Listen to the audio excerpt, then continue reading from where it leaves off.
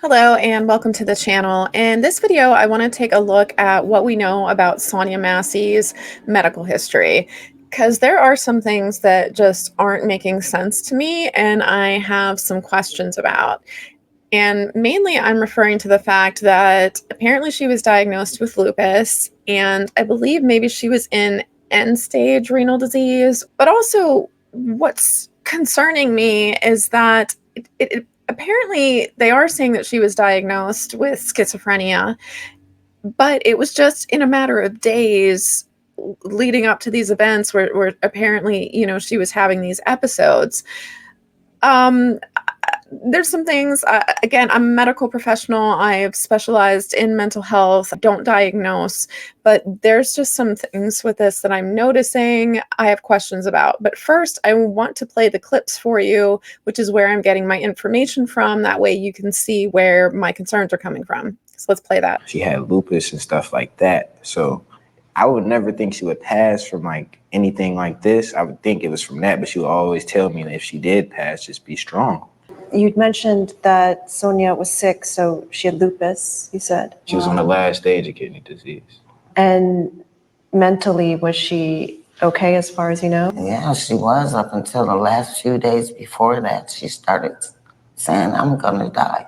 She started getting paranoid. Was Sonia ever diagnosed with anything? A few days before, they said that she was paranoid because something happened. I don't know what set her off. Okay, that to me right there, there's just a lot of things that aren't making sense. And he did say end-stage renal disease, which is very serious. So honestly, in my earlier days working in psych, I was at a skilled nursing facility on their psychiatric ward, but I was dealing with a lot of elderly people.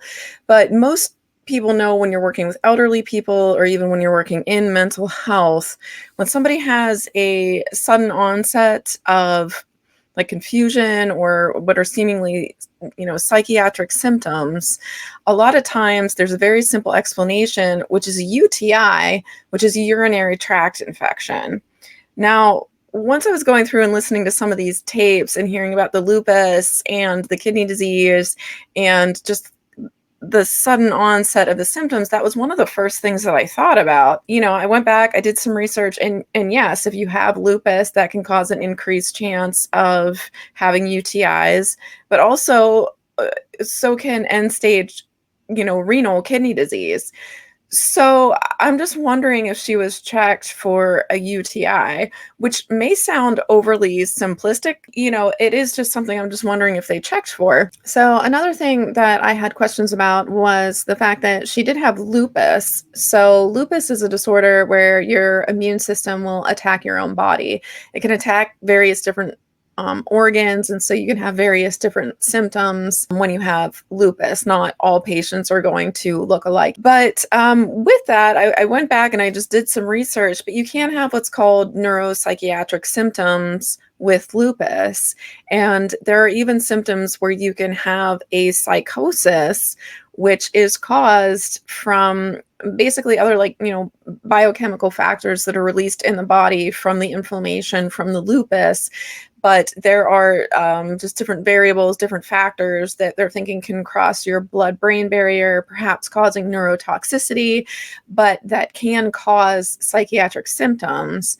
And I did look, and I believe it's rare. I'm not an expert in lupus, but you can also have a psychosis, but it's actually brought on from the lupus. And so it may look like pure psychiatric symptoms, but it's actually a result and a factor of the lupus. So unless you actually get like the correct labs and things done to rule that in or to rule that out, you wouldn't just want to treat that as a psychiatric problem without knowing if there's not an underlying biological cause. Now, it's my understanding with lupus that can be difficult to do, but so just for some background too, with schizophrenia, so typically, and this can vary, but a lot of times you're going to have like the first onset of schizophrenia or a first break basically in your mid-20s. is when it happens for a lot of people. Now, for women, it can happen into your early 30s. And of course, I mean, there are varying different times. You can even be much older and be diagnosed with schizophrenia, but those are kind of like outliers. It's a little more rare. So for her to be 35 and just diagnosed within the matter of days of these incidents, and to be diagnosed with schizophrenia, I do tend to wonder if maybe there wasn't another medical issue or another medical reason which was bringing on her symptoms.